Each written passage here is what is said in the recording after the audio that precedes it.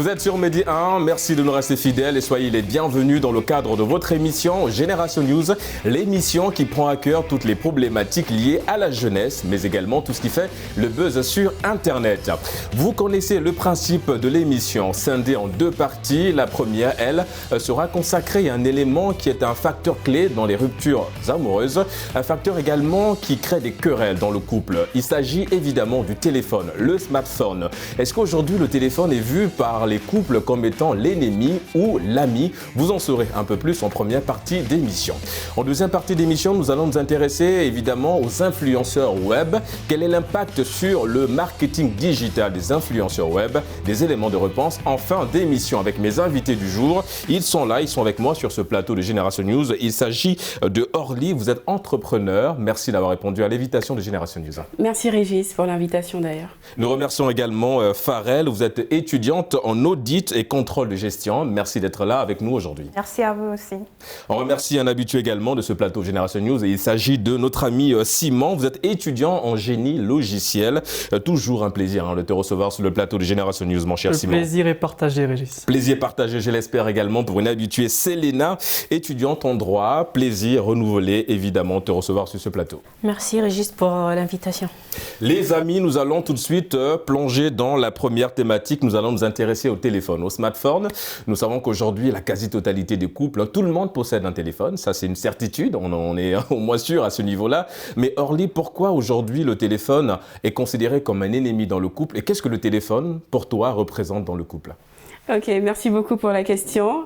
Et vraiment, vous allez excuser mon sourire parce que franchement, rien que la thématique me fait sourire. Oui, on est preneurs, on prend le sourire. Alors, pour moi, le téléphone, normalement, ça dépend du format et des partenaires. D'accord. Donc, lorsque vous avez des partenaires, par exemple, entrepreneurs, vous comprenez très clairement que lorsque le partenaire touche son téléphone, c'est pour travailler. D'accord, ça permet la gestion de ses business, ça permet la gestion aussi de sa maison et pas mal de choses. Mais lorsqu'on regarde maintenant sous une autre forme, parce que ça c'est inévitable, d'accord, le téléphone, le smartphone en soi peut créer malheureusement un manque de confiance en soi envers le partenaire qui est à côté de nous ou encore réellement une frustration. Parce qu'on ne va pas toujours comprendre pourquoi à certaines heures, vous touchez votre téléphone pour répondre à des commandes ou bien ceci. Ouais. Ça interpelle vraiment. Il faut vraiment que les deux partenaires s'entendent et aient réellement mutuellement confiance en eux. Oui, mais est-ce que toi, je pense qu'aujourd'hui, ton argumentaire, c'est en lien avec ce que tu fais parce que tu es entrepreneur. Donc évidemment, tu es appelé tout le temps à être proche de ton téléphone. Mais je veux dire, est-ce que à partir du moment où tu es tout le temps accroché à ton téléphone, est-ce que tu justifies l'acte après auprès de ton petit ami pour évidemment éviter d'installer un petit peu le doute dans sa tête? Comment ça se passe? Est-ce que c'est le procédé à faire? Bon, personnellement, j'aime pas trop me justifier. D'accord. Il faut savoir que lorsque vous vous rencontrez, vous apprenez à vous connaître et vous savez comment fonctionne la personne avec qui vous êtes. Je pense que pour moi, une fois que tout est établi, on y va. D'accord, mais avoir tout le temps à se justifier dès que vous touchez à votre smartphone, là c'est compliqué. Autant vivre dans une prison, je sais pas. Ouais, mais en fait, bon, une prison dorée peut-être. Peut-être. Alors Farel, évidemment, on va s'accrocher à ce que notre ami Orly vient de dire.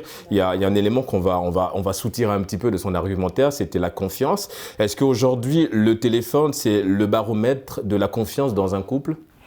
Je pourrais dire oui comme non. La confiance, c'est entre deux personnes. Il faut installer une certaine communication entre les partenaires en ce qui concerne le téléphone.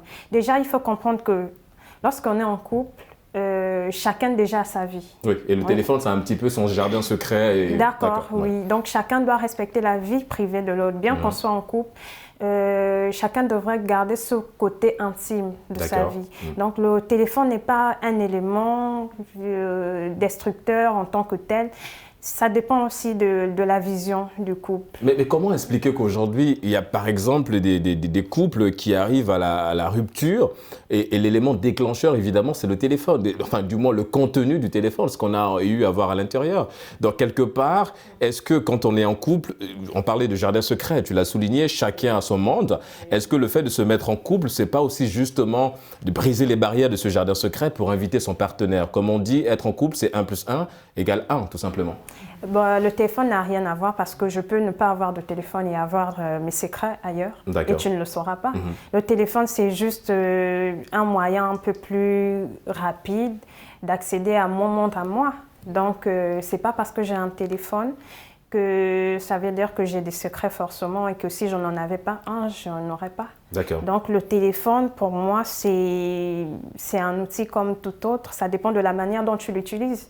Si tu as un téléphone pour avoir d'autres amis, pour avoir des relations secrètes, ça veut dire que dans la vraie vie, tu le fais également. Ça n'a rien à voir avec le téléphone. Le téléphone, c'est toi qui l'utilises, c'est toi qui décides de la manière avec laquelle tu l'utilises. D'accord. Donc oui, évidemment, le téléphone, c'est toi qui décides de la manière avec laquelle tu l'utilises. Alors, il y a un autre phénomène, c'est une manière entre guillemets évidemment de parler de ce qu'on assiste aujourd'hui. Alors, c'est le fait d'en avoir deux.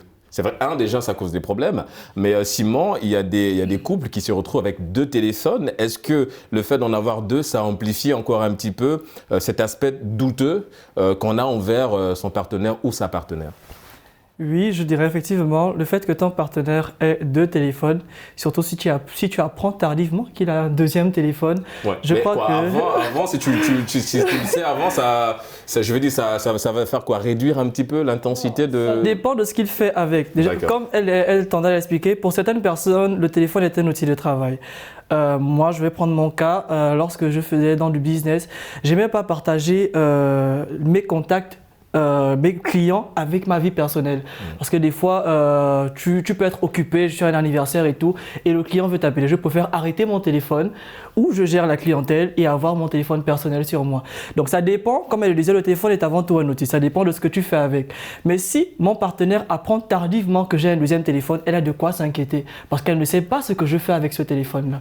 Alors oui, effectivement, le fait d'avoir un second téléphone peut installer une atmosphère de doute dans un couple. D'accord. Le doute, il est toujours là, même si on en a un seul. On est d'accord sur ce principe-là parce que tout le monde est jaloux, tout le monde veut savoir un petit peu pourquoi la dame ou le monsieur met du temps au téléphone.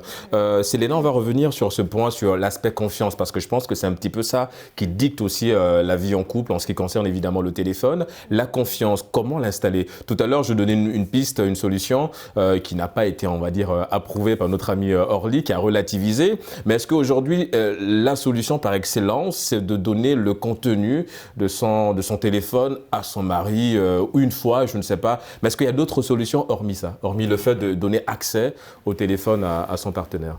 Je pense que comme solution, on peut par exemple se donner des heures, vous voyez, des heures pour arrêter de communiquer avec certaines personnes. Ouais, c'est pas mal ça. C'est-à-dire à partir de 23h, tout le monde déconnecté. D'accord. On arrête les téléphones. Pour Orly qui fait le business, ça va être un peu compliqué à 23h de...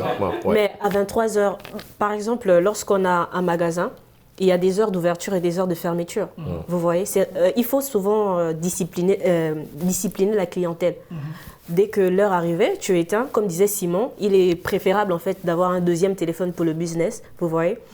Et quand l'heure du business est terminée, tu arrêtes ce téléphone. Oui, est-ce que ce deuxième téléphone, il doit être nouvelle génération, c'est-à-dire un téléphone où on installe les applications WhatsApp, Facebook et tout le reste? Parce que n'oublions pas, je m'adresse à toi Orly parce que tu es dans ce business-là, parce que voilà, c'est vrai que tout est en lien aujourd'hui avec les applications WhatsApp. On communique beaucoup plus sur les applications que de manière classique, c'est-à-dire un message, un SMS de manière classique. Est-ce que ce deuxième téléphone, pour ne pas davantage inquiéter ton partenaire, est-ce que ce téléphone doit être un téléphone d'une ancienne génération où on ne peut pas installer les applications, on reçoit que des SMS et des appels?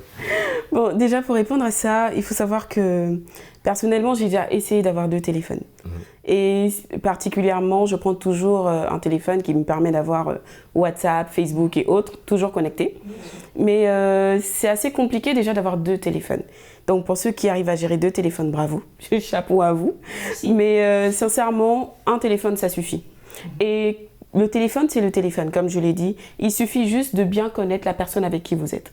Mais malheureusement, c'est aussi, quand je parlais de confiance, c'est aussi on va aussi partir sur le comportement et l'attitude de la personne, justement, qui peut entraîner le fait que l'autre ait des inquiétudes ou commence à soupçonner quelque chose. Si ton partenaire commence à te soupçonner lorsque tu touches ton téléphone, ton smartphone, c'est que justement, tu as eu une attitude qui lui a poussé à avoir ce réflexe-là. Donc, c'est à nous de travailler sur ça. Parce qu'en général, en tant qu'entrepreneur, je finis jamais mes journées. Mes journées ne sont jamais finies.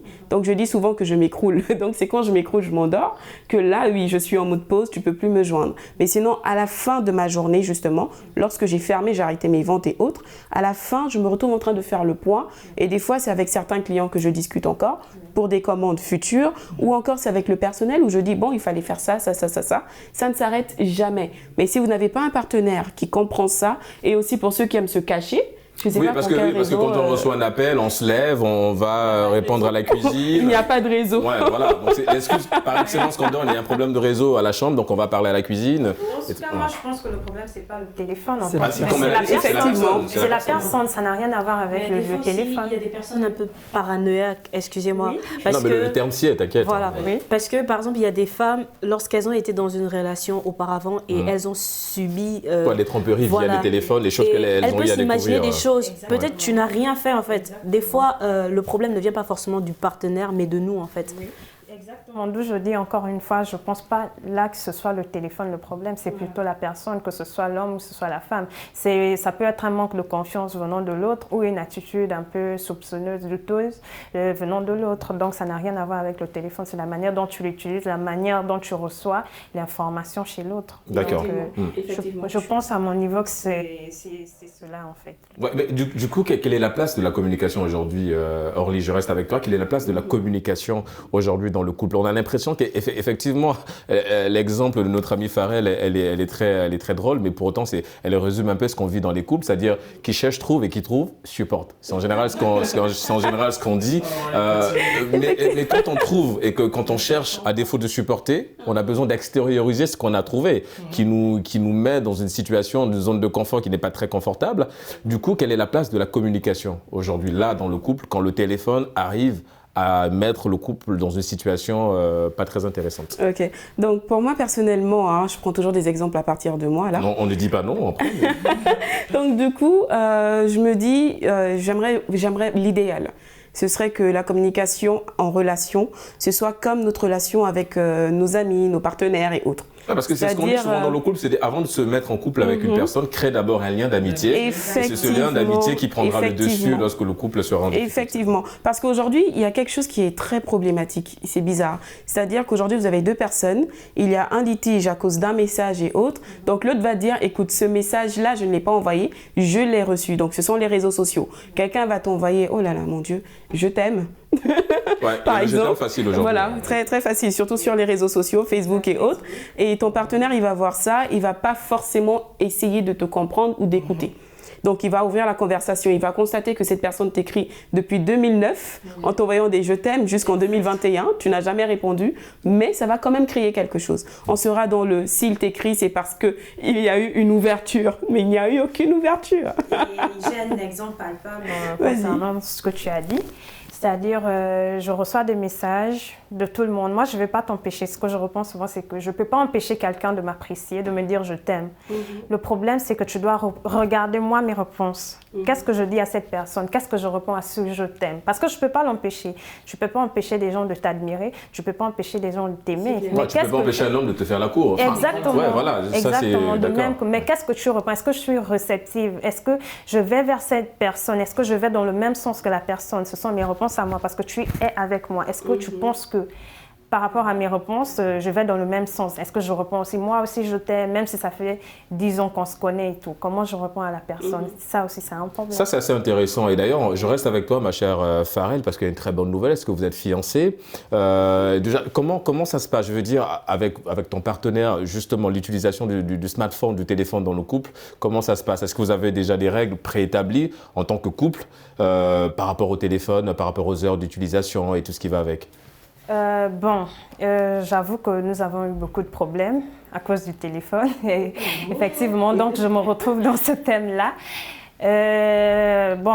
Par rapport aux heures, il n'y a pas de règles strictes. Ouais, comment vous avez réussi à surmonter ces problèmes justement liés au téléphone? C'est justement la communication et la confiance en l'autre. Donc, moi, je refuse justement ces comportements. Quand il faut appeler, tu vas te cacher, répondre d'une certaine manière. Si je te demande si ton téléphone sonne à minuit, moi, je sais qu'à minuit, normalement... Tu reçois une note vocale, tu baisses le volume. Oui, normalement, si je te demande c'est qui, tu me le dis, c'est qui. Je sais qu'il y a des filles qui t'écrivent, il y a des garçons. Mais quand je te pose la question, tu me réponds. Si je vois que je te pose la question, tu commences à dire non, en fait... Là, ça pose problème. Je vais creuser. Ouais. Et ça m'amène à aller regarder dans le téléphone. Je vais voir exactement, est-ce que c'est ta grand-mère qui t'a appelé? Est-ce que c'est ton grand-père? Oui, je vais fouiller. Et je fouille. Oui, je fouille dans le téléphone. Parce qu'il fouille dans mon téléphone. Et on est allé jusqu'au point de répondre. Quand ça ne me plaît pas, je réponds. S'il y a une photo qui me dérange, je l'efface. Parce qu'on ne doit pas avoir de secret. Oui, parce que, comme on dit, quand on est en couple, pas de secret. C'est voilà. C'est pas parce qu'on est en couple qu'il ne doit pas avoir de secret qu'on doit arriver maintenant à ce stade-là. Attention, parce que n'oublions pas qu'être en couple, c'est quoi? C'est cette capacité à remplacer le je par le nous. Et à partir du moment où il y a le nous, c'est l'ensemble. C'est-à-dire que ces problèmes sont mes problèmes, ces messages sont mes messages. Même si on a un principe de jardin secret. Vas-y, Selena, dis-nous. Vas-y. D'accord. Oui. D'accord. On est en couple, mais ce n'est pas la prison. On est en couple, tu as ta vie, j'ai ma vie. Tu peux pas regarder mes messages à un moment donné. Attends. C'est ma vie. Non, mais Selena, Farel, Selena, moi j'ai une question pour toi, Selena. Oui. Aujourd'hui, tu es contre le procédé de notre ami Farel. Est-ce que toi, aujourd'hui, évidemment que tu vas arriver au même stade qu'elle, c'est-à-dire être dans un foyer en couple, est-ce que tu serais prête à donner ton téléphone à ton petit ami, à ton époux, pour justement qu'il puisse voir, pour, on va dire quoi, diminuer un petit peu son doute? Est-ce que tu te sens capable, toi, de donner ton téléphone? Alors déjà, à la base, il n'aura pas de doute, d'accord? D'accord. Voilà. Parce que si tu es avec moi, tu n'as pas de doute. Non, c'est un subterfuge. La question, est-ce que tu es capable, toi, de donner ton téléphone à ton mari, à ton petit ami? Pour qu'il n'ait pas de doute? Oui. Bah, peut-être par amour, hein, mais franchement... Ouais, bon, par amour. Donc je pense qu'elle le fait aussi par amour, je pense. Bon, ouais. Moi, je pense que déjà, je suis une personne très, très ouverte. Je n'ai pas de secret pour personne. C'est-à-dire, je ne cache pas ma vie. Donc, n'importe qui peut avoir accès à mon téléphone. J'ai rien de bizarre dans mon téléphone, donc je ne vois pas pourquoi je veux. C'est vrai qu'à partir du moment où on ne se reproche de rien, on n'a pas de raison d'être tout le temps à côté de son téléphone. J'ai pas de problème avec le fait qu'il fouille mon téléphone. Et je ne le fais pas aussi par envie d'espionner ou quoi que ce soit. C'est juste que des fois, tu as ce petit doute-là. Mais tu te rends compte que quand tu le fais, ça te donne même moins envie de fouiller le téléphone, de chercher. Moi, je peux être tranquille. Je suis là, il sait que je suis là. Il ne sait pas exactement où, mais il ne va pas m'appeler à chaque heure. Oh, je viens te chercher. Parce qu'il y a cette relation de confiance-là. Tu connais la personne, tu connais comment fonctionne la personne. Ça ne va pas te donner des envies de fouiller partout. Alors, il y a un procédé aujourd'hui, l'une des solutions par excellence. C'est l'une. Il y en a tellement. On a cité quelques-unes ici sur ce plateau. Alors, Simon, il y a des couples qui utilisent un téléphone, un seul pour les deux. C'est-à-dire le mari un téléphone, la femme un téléphone. C'est-à-dire le même téléphone que le mari et la femme utilisent. Est-ce que, en fait, ça reste la solution aujourd'hui? Alors, personnellement, j'ai rencontré un couple qui utilise un seul téléphone et ce n'est pas une bonne solution. D'accord. Ce n'est pas... Comme elle le disait, je suis d'accord avec les deux. Il faut avoir son intimité, il faut avoir sa vie. C'est important. Avant que je ne te connaisse, j'avais des amis. J'ai une famille avec qui on dit certaines choses que tu n'es pas obligé de savoir. Il n'y a pas que les secrets du genre je te trompe ou non. Il y a des trucs, par exemple, confidentiels, liés avec la famille. Avec la famille, avec les frères, que j'ai mon vécu. J'ai des choses de mon passé peut-être dont je n'ai pas envie de te parler et qui sont dans mon téléphone. Et ça fait partie de ma vie. Du coup, c'est important d'avoir mon intimité. Mais c'est aussi important d'entretenir, comme elle disait, la relation de confiance. Moi, pour mon cas, par exemple, même si ma petite amie me donne accès à son téléphone, je n'aurais pas envie de le fouiller. Parce que j'ai confiance en elle. Ça ne me viendrait même pas en tête de le fouiller. La confiance n'exclut pas la prudence. Voilà, la confiance n'exclut pas la prudence. Peut-être un jour, selon certaines situations, je pourrais avoir envie de regarder. D'accord. Mais me connaissant, ça ne me viendrait pas automatiquement en tête. C'est-à-dire, j'arrive, elle est sur son téléphone ou elle cache son téléphone dans sa poche et puis je viens, je le prends, je dis je veux regarder. Non, ça, j'ai pas ce genre de réflexe parce que je me dis, dès l'instant où on s'est mis ensemble, c'est parce qu'on avait confiance l'un en l'autre. C'est parce qu'on attendait certaines choses l'un et l'autre et la fidélité fait partie de tout ça. La confiance fait partie de tout ça. Or, Si je viens fouiller ton téléphone, c'est pour te dire, je n'ai pas totalement confiance en toi. D'accord. Alors, il y a un autre point. Orly, je me tourne vers toi. Tout à l'heure, on parlait évidemment un petit peu du téléphone. Pharrell nous a rassurés, hein, et évidemment qu'elle se sent concernée par la thématique parce que le téléphone a causé un petit peu des bobos dans son couple. Bon, tu es fiancé aujourd'hui, c'est tout le mal qu'on te souhaite, que tout se passe bien, évidemment. Alors, il y a un autre point, c'est que le téléphone, dans un couple, crée des futurs enquêteurs. On l'a souligné. Elle va fouiller dans le téléphone, mais le téléphone crée également le questionnement. Est-ce que ça vous dérange? Parce que tout à l'heure, en tant que femme, hein, évidemment, là c'est la position d'une femme, est-ce que ça dérange le questionnement? Tout à l'heure, elle disait, tu es où? Tu fais quoi? Tu rentres à quelle heure? Qu'est-ce que tu fais? Est-ce que tout ça crée justement ce questionnement-là? Est-ce que ça dérange? Est-ce que ça vous dérange? Ok, donc oui, ça peut déranger. Et ça peut vraiment mettre mal à l'aise. Parce qu'il faut être avec une personne, être en couple, c'est être avec une personne qui puisse t'accompagner dans tes projets, qui puisse te comprendre dans tout ce que tu fais. Après, je parle de l'attitude. Si la personne se permet de tout le temps te demander tu es où, etc., c'est que tu ne communiques pas assez. Ça, il faut le faire. Ça doit être la base. Ou que tu ne rassures pas assez la personne. Effectivement, c'est à toi de dire, bon écoute, aujourd'hui voici ma journée, il se peut que je sois dans telle zone et dans telle zone et dans telle zone. Et bien sûr, il y a des imprévus. Donc, il peut se retrouver aussi dans la situation où on lui a dit, mais écoute, on l'a vu, elle était à tel endroit, etc. et tout le reste. Il ne faut pas qu'il y ait aussi, une barrière.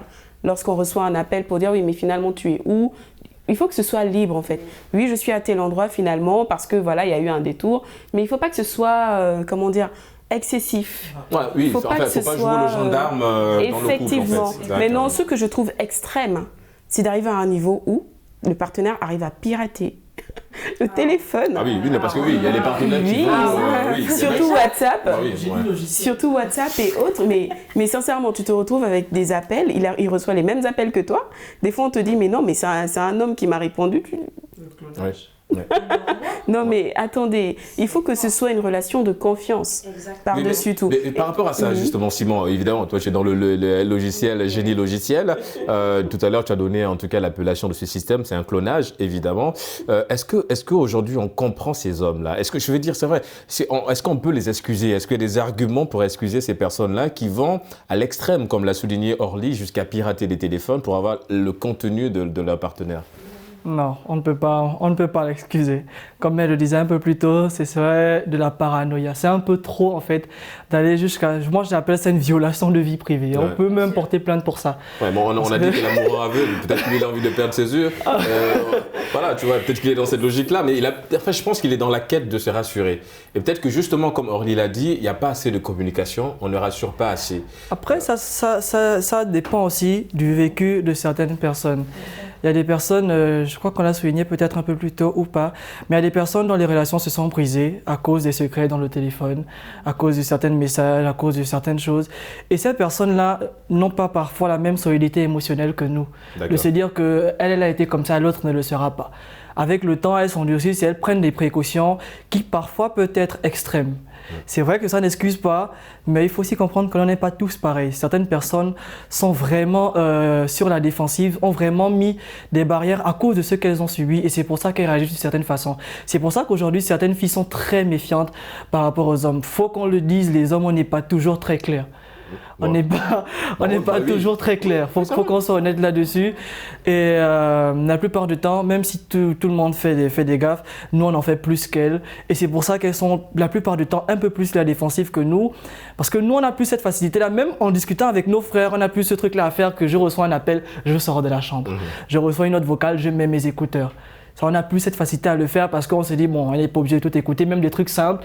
Et là, auprès de ta compagne, ça fait un tic dans la tête. Oui. Et c'est pour ça que justement naissent des comportements qui peuvent être extrêmes, comme elle a expliqué le clonage de numéros. Selena, alors il y a un point qui est là, c'est-à-dire que revenons un peu en arrière, dans le passé, jadis nos parents arrivaient à régler ces problèmes dans le couple avec la communication. Et j'aime toujours dans cette émission parler de l'arbre à palabre, où on allait sous l'arbre à palabre pour régler nos problèmes. Est-ce qu'aujourd'hui, l'avènement des nouvelles technologies comme les téléphones, et aujourd'hui on parle des gadgets pour pirater évidemment les téléphones, est-ce que tout ça un petit peu est venu amplifier, est venu un petit peu renforcer le doute, renforcer les ruptures dans des foyers liés évidemment à ces gadgets-là. Est-ce qu'il n'est pas aujourd'hui temps de repartir un petit peu dans le passé? Aller là-bas, pas là, aujourd'hui ça peut être maman, ça peut être papa, ça peut être l'oncle, ça peut être la grande sœur. Est-ce qu'il n'est pas mieux aujourd'hui de repartir à l'ancien système, c'est-à-dire ok, le téléphone nous a causé un problème, mais voilà, on va y aller auprès de la grande sœur pour essayer d'avoir le maximum de conseils et d'informations? Bon, par rapport à cela, je dirais quand même que tout va du téléphone en fait, vous voyez. Si on arrive à se discipliner déjà sur ce niveau-là, il y aura une certaine harmonie dans le couple. J'ai vu des mariages mourir à petit feu en fait à cause de cela. Parce que la femme passait beaucoup de temps sur le téléphone, déjà elle passe toute la journée au travail, quand elle rentre elle est sur le téléphone, vous voyez. C'est surtout ça, parce que le téléphone est censé nous rapprocher, mais on a l'impression que ça nous éloigne, même quand on est proche en fait. Voilà, mais aller tout le temps raconter nos problèmes à autrui, ce n'est pas une très bonne idée, vous voyez. Moi, je pense plus qu'il faille réguler la chose, communiquer entre nous et restaurer l'harmonie, l'amour en fait. Voilà, mettre le téléphone de côté à une certaine heure. Je suis pour cela, vraiment à une certaine heure. D'accord. Orly, on va terminer avec toi. Il nous reste une poignée de minutes, en l'occurrence une seule minute avant de clore cette première partie. Le conseil, parce qu'on a une génération connectée aujourd'hui, on a une génération tête baissée, on est tout le temps sur le téléphone. Quel est le conseil en quelques mots que tu donnes à cette génération-là qui demain sera en couple évidemment? Alors moi ce que j'ai à dire c'est sincèrement avant de vous mettre en couple, apprenez à vous connaître, ayez des bases solides, communiquez entre vous mais surtout mettez les bases. Et je pense qu'il faut savoir faire des compromis. Si vous savez que votre partenaire est très sensible au fait qu'à partir d'une certaine heure, vous êtes sur votre téléphone, faites un compromis. Discutez, essayez de trouver un arrangement et allez-y. La communication. Les amis, c'est l'heure pour nous de marquer une courte pause. On se retrouve dans une poignée de minutes pour la suite de votre émission. À tout de suite.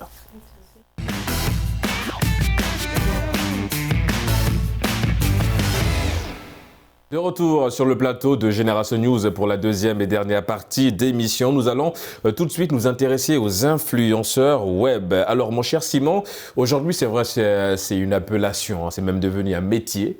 Aujourd'hui on parle des influenceurs web et dans plein d'autres secteurs. Mais nous, on va faire un focus sur les influenceurs web. Alors aujourd'hui, qui l'est et qui ne l'est pas? Qui est influenceur et qui ne l'est pas? Alors, être influenceur, comme tu viens de le dire, c'est déjà quelque chose d'assez répandu avec déjà l'Occident, mais ça se passe plus sur les réseaux sociaux et il faut avoir un minimum de personnes qui te suivent. C'est surtout là que vient l'influence. Dès le moment où on a par exemple pris l'exemple, je vais sortir un peu de l'Afrique. Récemment, quand Cristiano Ronaldo a enlevé une bouteille de Coca-Cola pour prendre une bouteille d'eau et puis les chiffres de Coca-Cola se sont écroulés, là on parle d'influenceurs. C'est ce genre de personnes-là qui sur les réseaux sociaux arrivent à influencer la vie des gens, c'est-à-dire à leur faire par exemple acheter des choses, à leur proposer des produits, à leur même faire entrer une certaine façon de penser. C'est là où on parle d'influenceurs. Est-ce qu'aujourd'hui, sur le continent Orly, au Sénégal, un peu partout sur l'Afrique, je vous sais peut-être vous êtes très présente sur les réseaux sociaux, tu es entrepreneur, donc je suppose que les réseaux sociaux, ça reste aussi des outils pour toi, pour travailler, évidemment.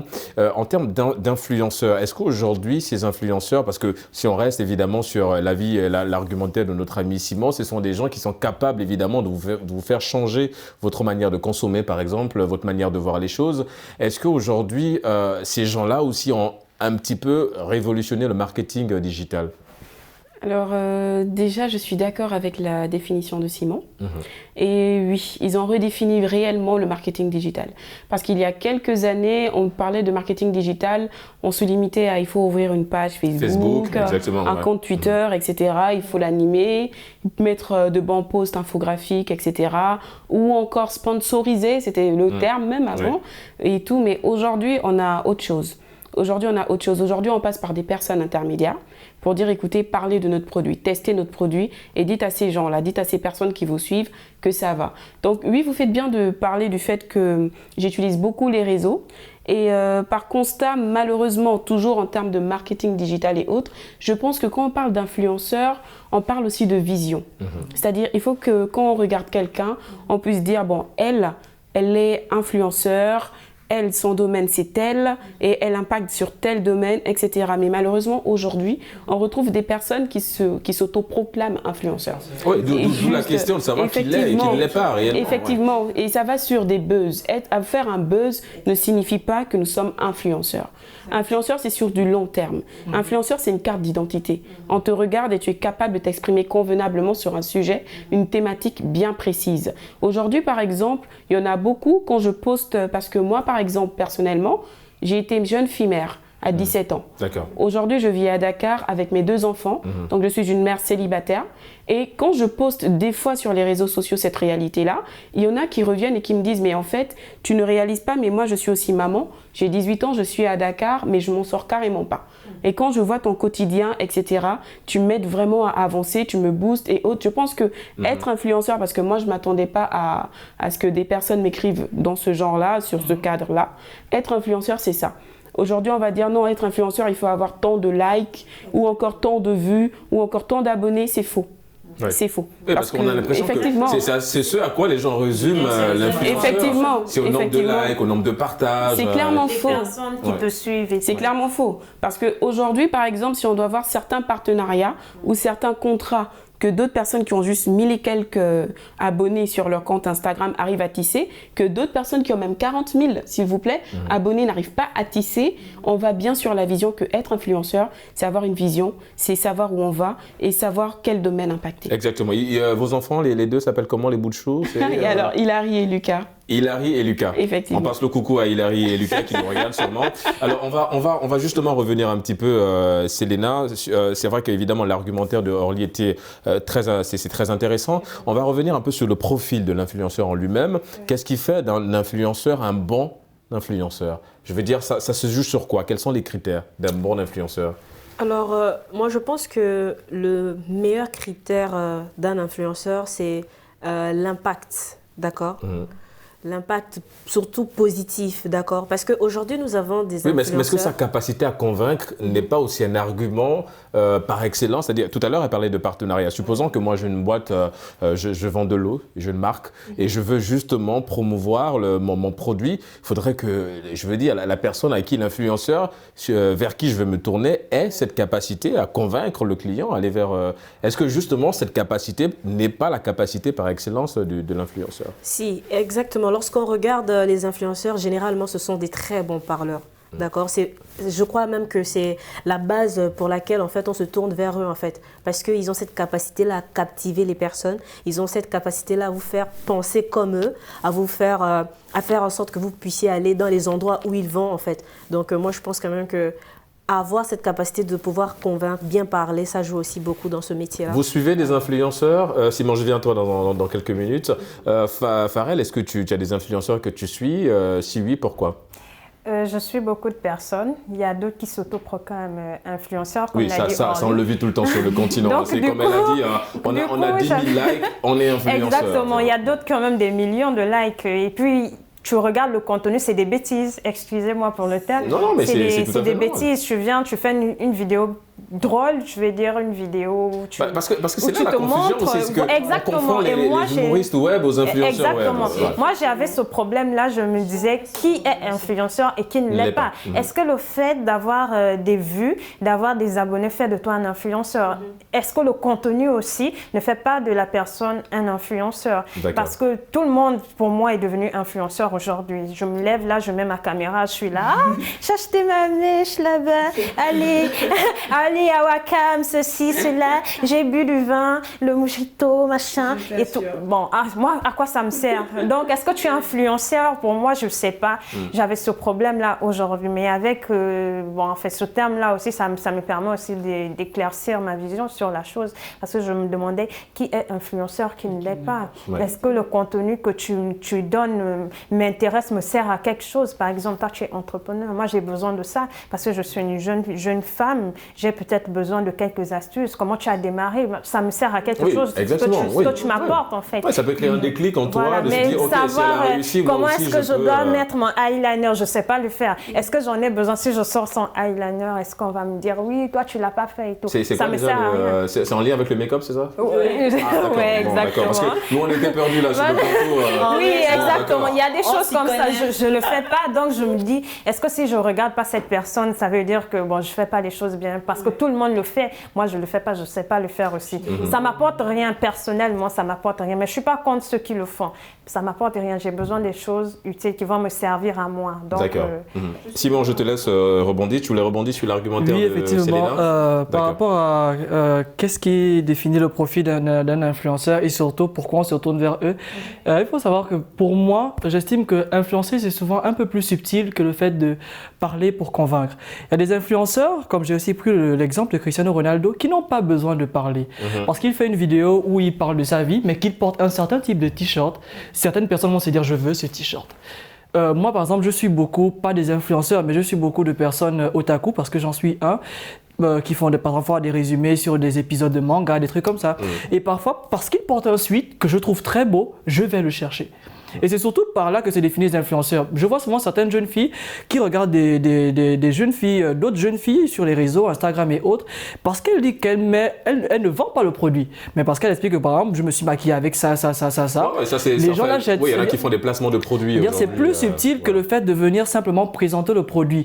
L'influencement n'est pas toujours le fait de venir directement présenter le produit. Il y a d'autres qui le font au travers, comme elle le disait aussi, effectivement, de vidéos humoristiques, même si humoriste sur le net ne veut pas dire influenceur. Oui, c'est bien d'installer la nuance quand même. Mais voilà. Ouais. Mais aussi, l'humour est une façon d'influencer. D'accord.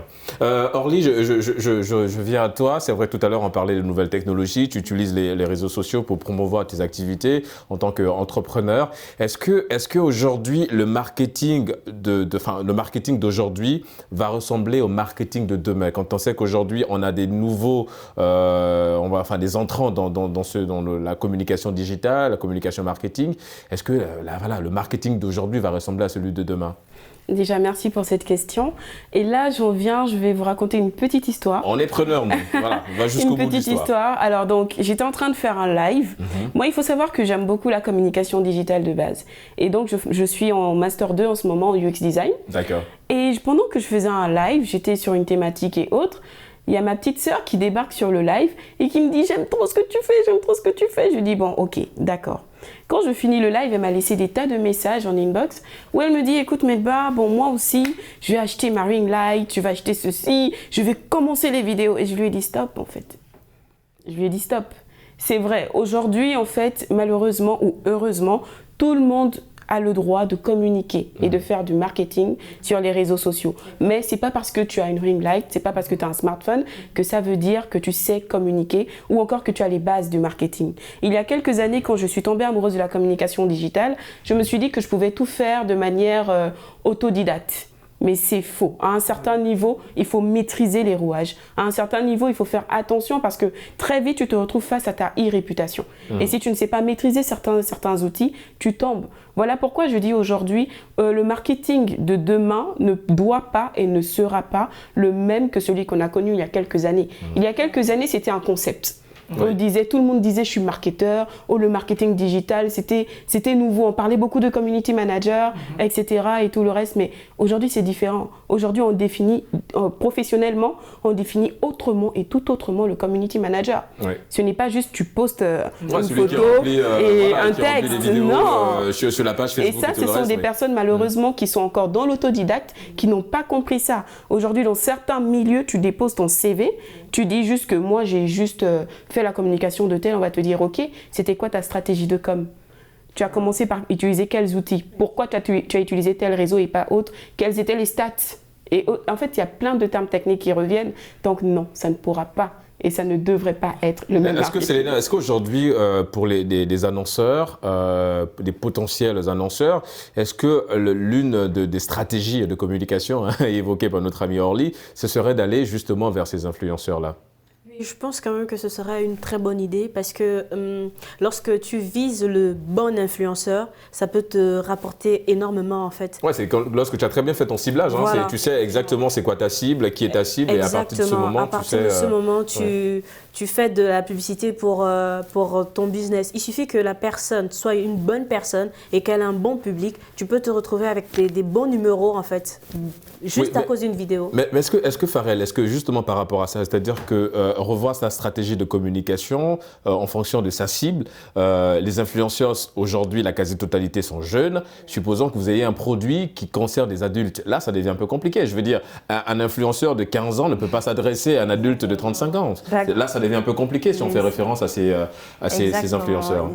Tout ça, ce sont des stratégies qu'il faut mettre en place. Il faut savoir à qui on s'adresse, à qui est destiné ton produit, cibler la population déjà aussi. Parce qu'il y a des produits phares qui peuvent convenir à toutes les personnes âgées comme jeunes. Donc, il faut savoir aussi à qui on s'adresse avant de proposer son produit. Il y a des produits qui ne sont pas faits, par exemple, pour les enfants.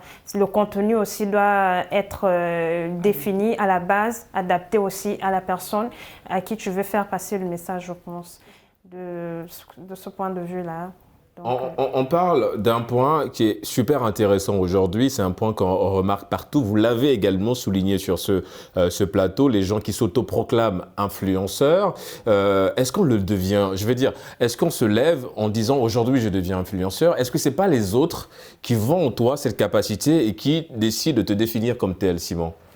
Alors, je penche plus pour la deuxième option, mais la réalité est que c'est la première option qui prime. C'est-à-dire, effectivement, ce sont les personnes qui doivent nous définir en tant qu'influenceurs.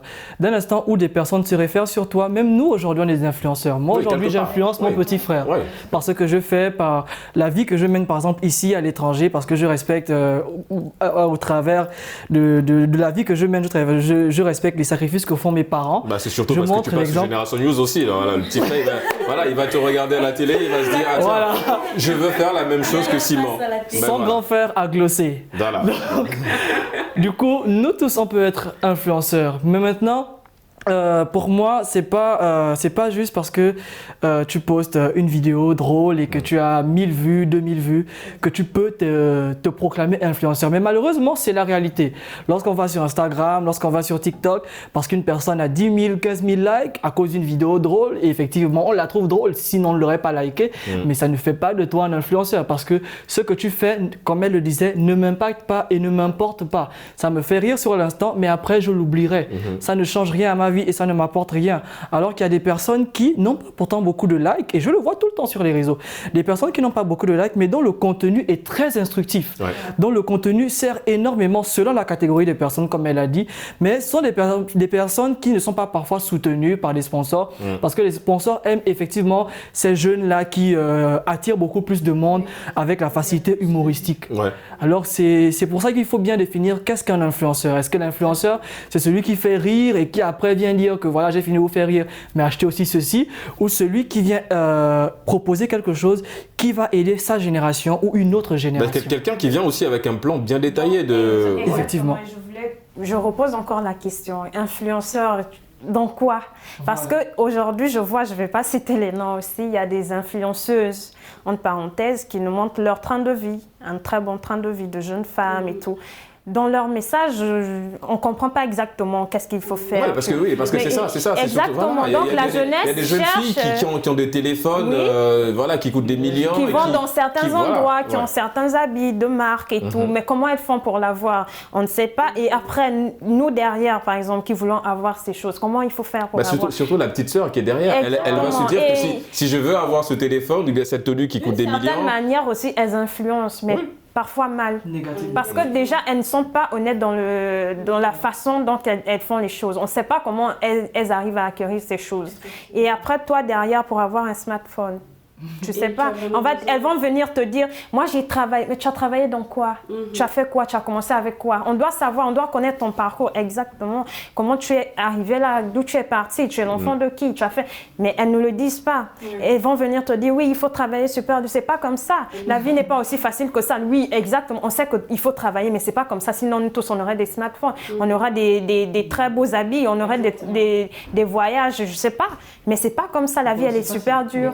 Et ceux qui travaillent, Dieu savent que avec mon salaire, je ne peux pas me permettre ce train de vie-là. Donc, disons-nous la vérité, qui est influenceur et qui ne l'est pas. Oui, ça c'est le sempiternel problème de savoir qui l'est et qui ne l'est pas. Parce que non, mais c'est bien de le dire. D'où je commençais cette thématique avec cette question à l'endroit de Simon, parce qu'il y a un flou aujourd'hui sur les réseaux sociaux. Vous l'avez souligné, il y a plusieurs confusions. Il y a des gens qui confondent un humoriste web à un influenceur. Comme Simon l'a dit, j'ai fait une vidéo qui a cartonné, j'ai 10 000 partages. Ça y est, c'est bon. Je suis influenceur. Maintenant, Orly, je viens à toi. Alors, on a parlé évidemment des annonceurs et des influenceurs. Aujourd'hui, le link, il est là entre les deux. L'annonceur a besoin de l'influenceur et vice-versa, évidemment. Mais il est dit que c'est l'annonceur qui crée l'influenceur. Je m'explique. Tout à l'heure, on a parlé de... Prenons par exemple le cas de notre ami sénégalais Rabi Lam, hein, vous connaissez évidemment, qui ne parle pas, mais qui est très suivi aujourd'hui, voilà, avec ce fameux geste, qui est très suivi sur les réseaux sociaux. C'est la deuxième personne la plus suivie au monde sur TikTok, avec 110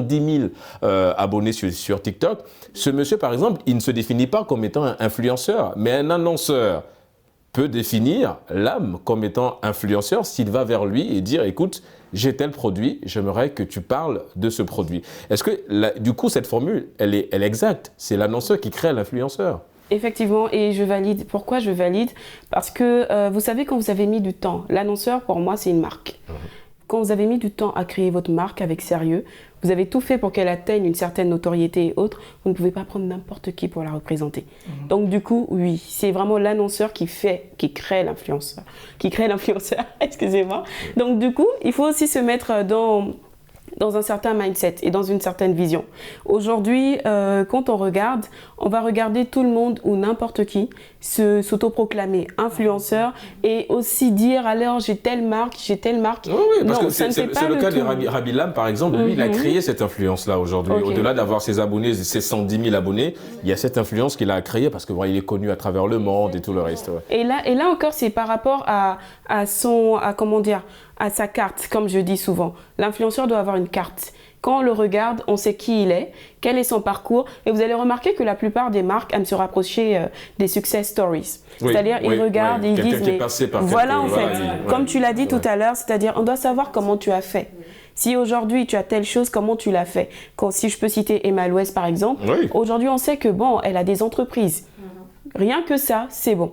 On sait que oui, elle est entrepreneur. Donc voilà, si elle a un rythme de vie, elle a cette façon de fonctionner là, c'est parce que. Mais il y en a d'autres effectivement qui nous cachent des choses et qui nous montrent. On va juste des coupes de champagne tous les jours. Donc voilà, ça c'est pas intéressant, mais je reviens sur le point. Effectivement, c'est l'annonceur qui crée l'influenceur. D'accord. Mais au moins, on est clair. Voilà. La chute, elle est bonne, on est clair. on va revenir, Selena, sur les influenceurs. C'est vrai qu'on a l'impression, c'est devenu un métier aujourd'hui. On l'a souligné, il y a des gens qui sont payés pour vendre des produits. Et aujourd'hui, ils ont un petit peu révolutionné le marketing. Mais il y a un constat qui est fait aujourd'hui sur le continent. Un constat qui est malheureux, ça il faut le dire. Des influenceurs, entre guillemets, on les compte sous les bouts des doigts. Parce que la confusion, elle est toujours là. C'est-à-dire des gens qui ont 10 000 abonnés, c'est bon, on est influenceur. Non, les influenceurs tels que vous les avez définis aujourd'hui sur ce plateau de Génération News, ceux-là, on les compte sur les bouts de doigts en Afrique. Mais pour autant, ils sont là. On va s'intéresser à eux. Alors, c'est vrai que ces influenceurs sont sur le continent, mais s'il fallait, évidemment, c'est quelque chose que je déteste faire, mais malheureusement, on est parfois poussé à le faire, c'est de la comparaison. C'est-à-dire que s'il fallait comparer aujourd'hui entre les influenceurs qui sont au niveau de l'Occident et ceux qui sont en Afrique, on a l'impression que ici, en fait, soit on ne comprend pas à quoi ils peuvent servir, soit ils sont totalement délaissés. Qu'est-ce qu'il faut faire aujourd'hui? C'est d'emmener réellement ces annonceurs à venir vers eux. Que faut-il faire concrètement aujourd'hui en parlant de communication? C'est quoi la stratégie pour montrer que ces influenceurs, ils sont là, au Sénégal, il y en a, au Maroc, un peu partout, il y en a. Que faut-il faire aujourd'hui pour que ces annonceurs comprennent qu'eux, ils sont là pour nous aider à mieux vendre? Alors, je pense qu'ils devraient travailler sur une sorte de coopération entre eux, vous voyez, essayer de valoriser l'autre influenceur et autres.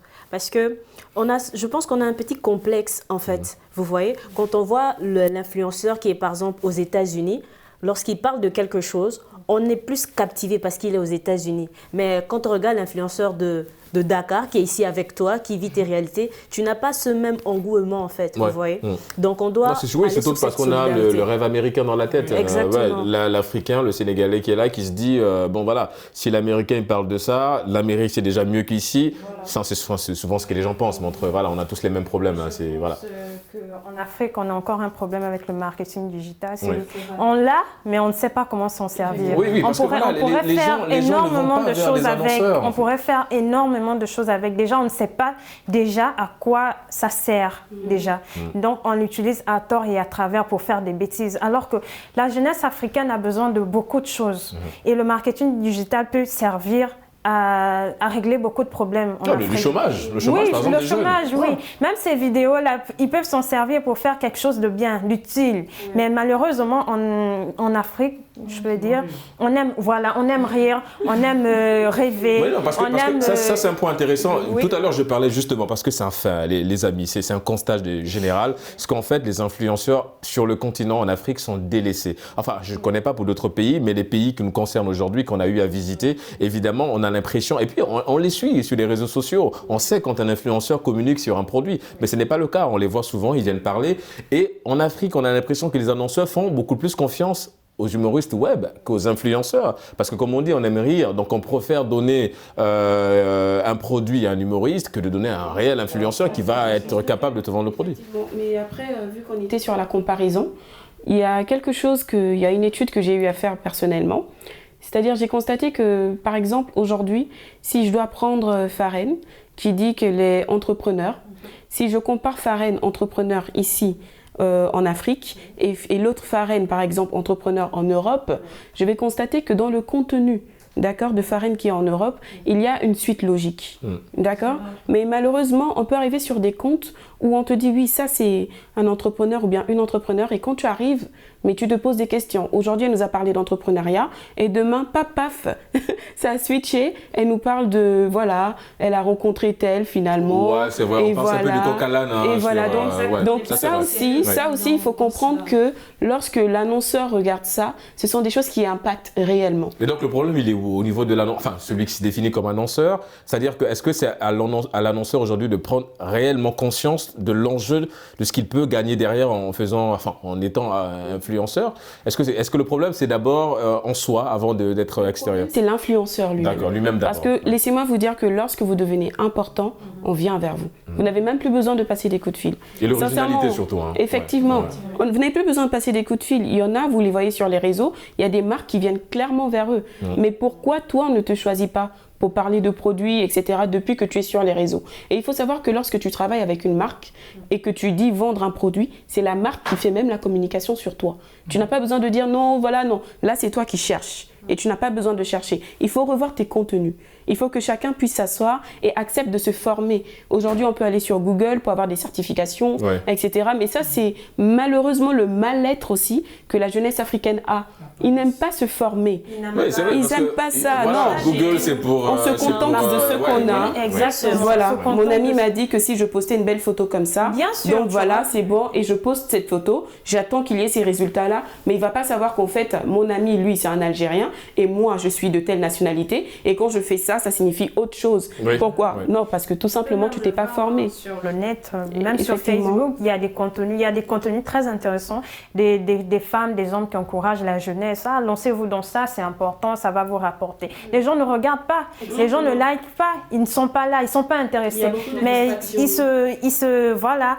ils vont se mettre sur des contenus qui n'ont rien à voir, des choses qui ne vont rien les apporter. Donc, c'est pas seulement la jeunesse aussi, hein, pas seulement la jeunesse, parce que c'est vrai que... c'est ça, et puis l'émission nous concerne aujourd'hui, donc ça concerne la jeunesse. Oui. Bon, c'est un peu ça. Moi, je me dis que les gens ne comprennent pas aussi. Il faut qu'on revienne sur le contexte là, de tous ces termes-là, influenceurs, annonceurs, marketing, tout ça, en fait, pour expliquer aux gens, pour qu'ils prennent conscience aussi d'un côté. C'est vrai qu'aujourd'hui, la communication, ça reste la base aujourd'hui, en tout cas, de sensibiliser et communiquer. Les amis, mon travail. Oui, évidemment, nous sommes arrivés au terme de cette émission. Ça allait très vite, évidemment. Il y a plein de choses encore à dire sur les entrepreneurs en ce qui concerne évidemment les influenceurs. Merci infiniment. Vous êtes étudiant en génie civil. Merci d'avoir participé à Génération News. On remercie également Selena, étudiante en droit. C'était un plaisir de te recevoir à nouveau sur ce plateau.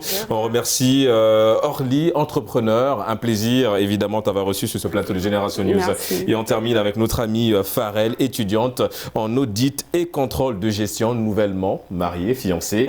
Merci en tout cas d'avoir répondu à l'invitation de Génération News. Merci. Et c'est la fin de cette émission. On se donne évidemment rendez-vous la semaine prochaine pour d'autres thématiques liées à la jeunesse.